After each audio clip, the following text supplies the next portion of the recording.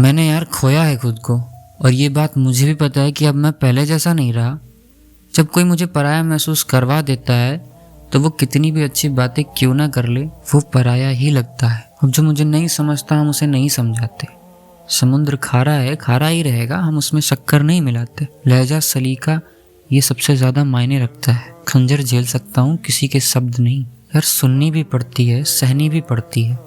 कहाँ जाएगा इंसान? लगा होगा तो शिकायत होगी, वरना हम एक दूसरे को क्यों भाव देंगे, क्यों पहचानेंगे? हमें तो ये समझ में नहीं आता, अगर आज बिजी हो तो पहले इतना सारा वक्त लाते कहाँ से थे? हमें तो पता ही नहीं चला था तुम्हारे साथ रहते हुए कि न जाने कब जब मुझे तकलीफ होती थी तो माँ बाप की जगह पे तुम्हारी याद आने लगी। शायद यही प्रेम था ना, जो तुमसे जुड़ने के बाद मुझे महसूस होने लगा। नींद नहीं आती तो तुम्हारी याद आती है, तकलीफ होती है तो तुम्हारी याद आती है, सुबह उठता हूँ तो तुम्हारी याद आती है, सोने से पहले सोने के बाद भी सपनों में भी तुम्हारी याद आती है।